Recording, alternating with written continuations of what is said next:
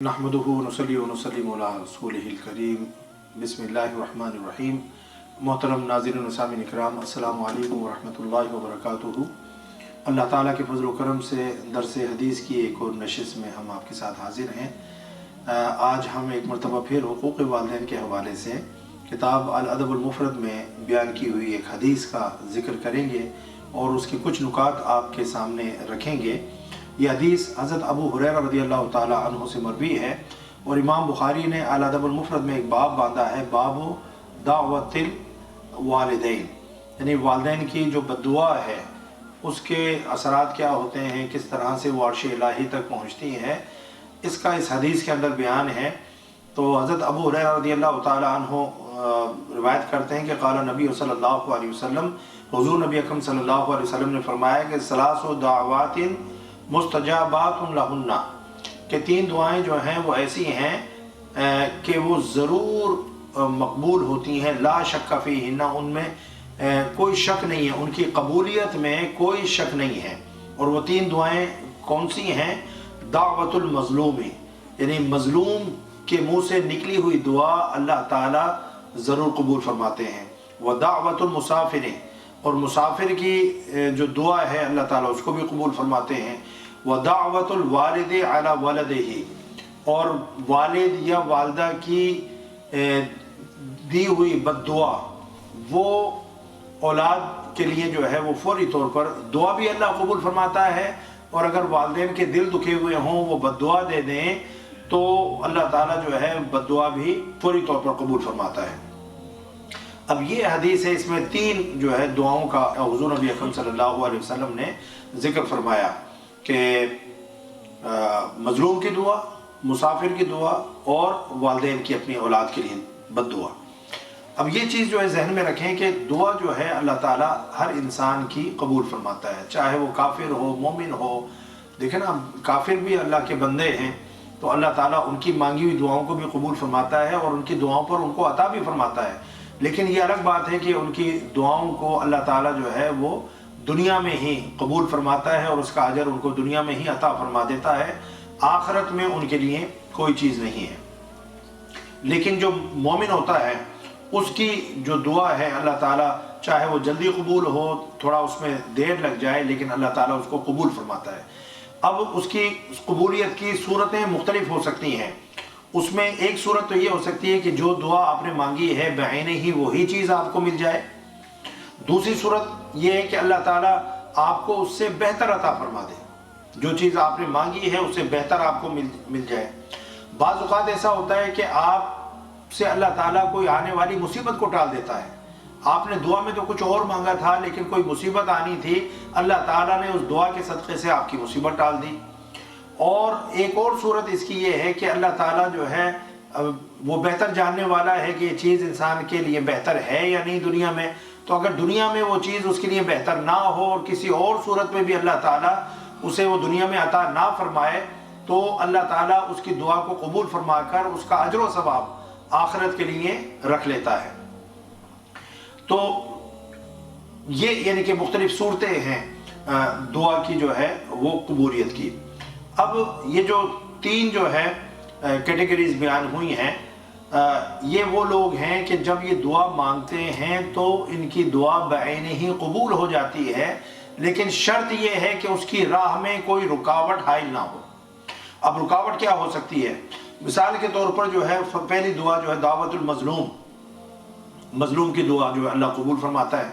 लेकिन अब डेफिनेटली वो दुआ जो है वो जालिम के लिए होगी। अगर वो जालिम जो है वो मज़लूम से माफ़ी मांग ले और अपने उस जुल्म का इज़ाला कर दे और मज़लूम उसको दिल से माफ़ कर दे तो ये एक सूरत हो सकती है कि फिर उस दुआ की जो है जो एप्लीकेशन है उसकी ज़रूरत नहीं। फिर मुसाफिर की दुआ है, लेकिन सफ़र जो है मुसाफिर ऐसा सफ़र कर रहा हो जो अल्लाह के लिए हो। अगर कोई शख्स जो है लेट से के गुनाह के लिए सफ़र करता है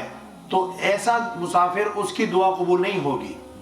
जो अल्लाह की नाफरमानी के लिए, अल्लाह के अहकामात की हुक्म उदूली के लिए अगर सफ़र कर रहा है, बाज़ लोग जो है अय्याशियों के लिए सफ़र करते हैं, जाते हैं, وہاں جا کر بہت برے برے کام بھی کرتے ہیں،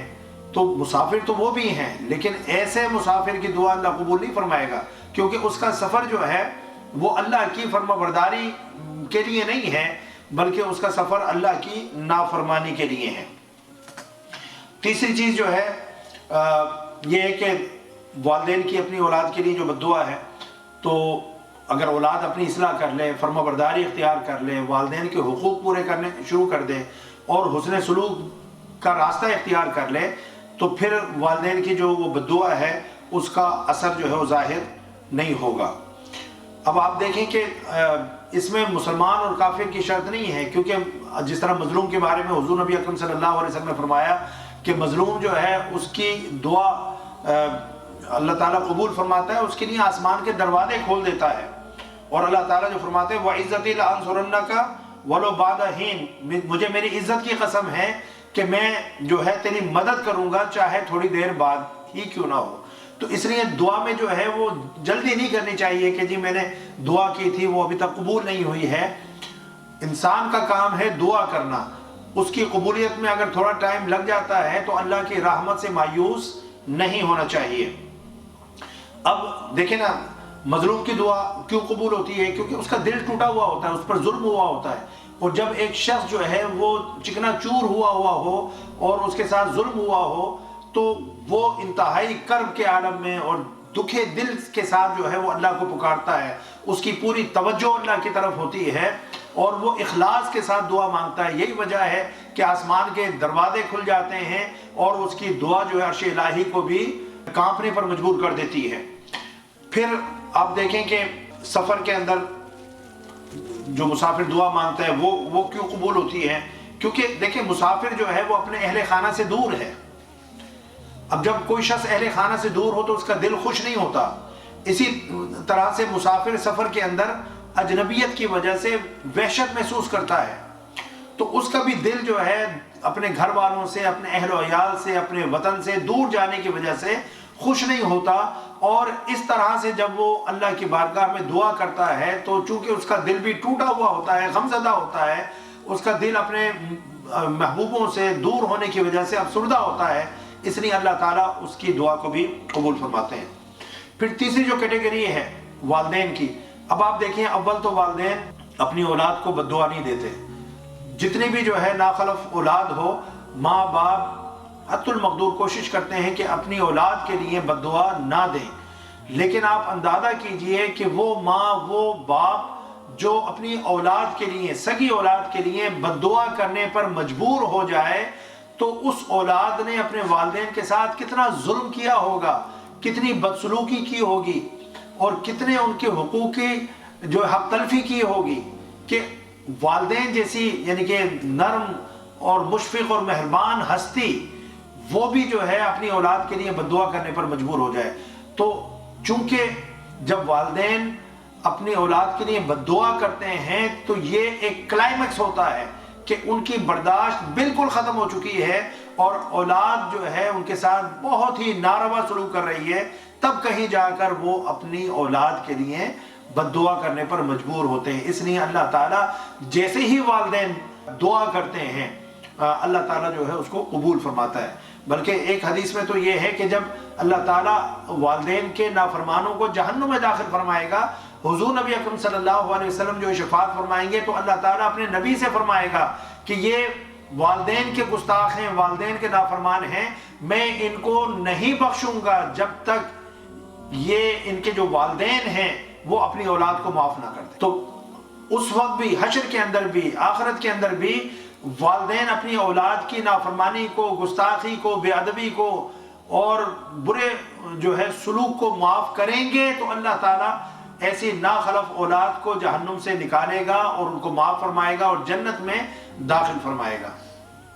تو اس لیے نہ تو ہمیں جو ہے کسی پر ظلم کرنا چاہیے، کسی مسافر کے ساتھ آپ ہمدردی کر سکتے ہیں تو کریں، اس کے ساتھ جو ہے بدسلوکی نہ کریں۔ اسی طریقے سے جو والدین ہیں ساری زندگی جو ہے ان کی خدمت کریں، ان کے ساتھ حسن سلوک کریں، اور وہ اس دنیا سے جائیں تو اس حالت میں جائیں کہ وہ اپنی اولاد سے خوش ہوں اور ان کے دل سے اپنی اولاد کے لیے دعائیں نکل رہی ہوں۔ اللہ تعالیٰ ہم سب کو اپنے والدین کا ادب و احترام کرنے کی توفیق عطا فرمائے۔ وما علیہ الا البلاغ۔ السلام علیکم ورحمۃ اللہ وبرکاتہ۔